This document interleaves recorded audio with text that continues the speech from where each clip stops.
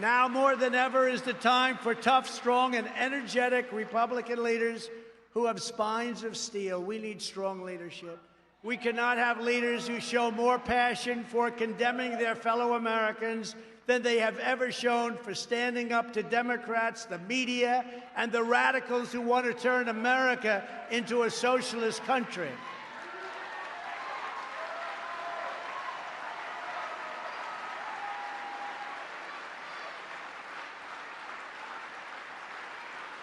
Instead of attacking me and, more importantly, the voters of our movement, top establishment Republicans in Washington should be spending their energy in opposing Biden, Pelosi, Schumer, and the Democrats.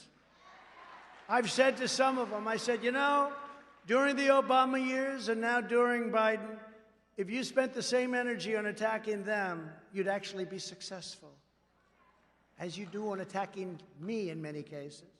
The Democrats don't have grandstanders like Mitt Romney, Little Ben Sass, Richard Burr, Bill Cassidy, Susan Collins, Lisa Murkowski, Pat Toomey.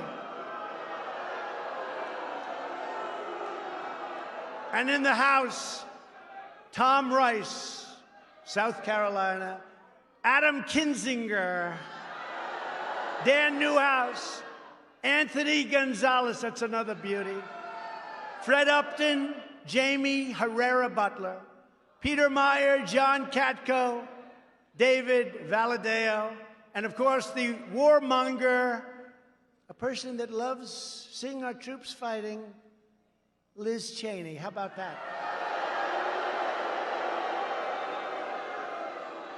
The good news is in her state, she's been censured, and in her state, her poll numbers have dropped faster than any human being I've ever seen. So hopefully they'll get rid of her with the next election. Get rid of them all. Democrats are vicious. Remember this, it's true.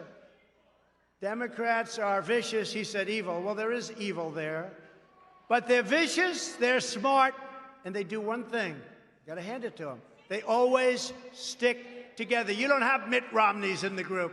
They always stick together. Fortunately, for the Republican Party, the Democrats have horrible policies like open borders, sanctuary cities, defunding the police, and the ridiculous, totally ridiculous, Green New Deal. So they stick together, they're smart, they're vicious, they got everything going, but their policies are no good.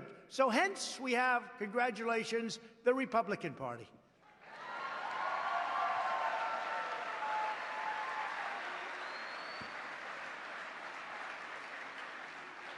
After this, they may not stick with those policies. We have to be careful. No, their policies are horrible. Think of it. Defund the police. How did that work out? But if Republicans do not stick together, the RINOS that we're surrounded with will destroy the Republican Party and the American worker, and will destroy our country itself. The RINOS, you know, Republican in name only.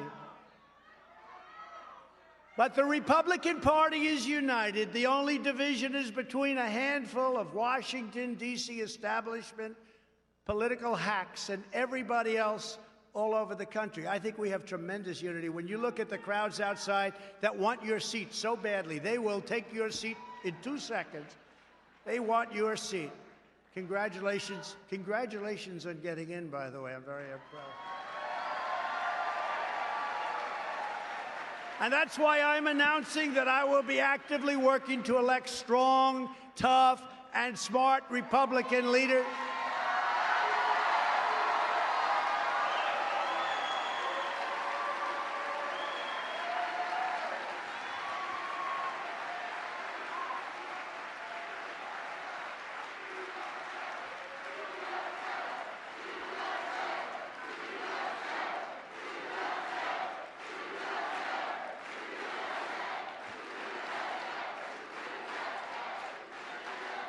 Speaking of that, I heard Jim Jordan did a great job, right? Thank you.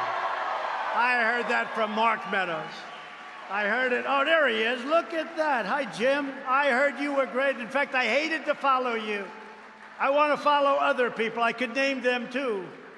I like to follow other people. I heard you were great. Thank you, Jim, very much. Jim Jordan, a great, great athlete. People don't know he was a great wrestler, tremendous numbers of victories. He was a champion. He was college champion for a long period of time. He's a winner and a leader, and he doesn't play games. He likes to win. He likes to win. And we have a lot of people in our party that like to win, Jim, right? But I heard you were great. Thank you very much.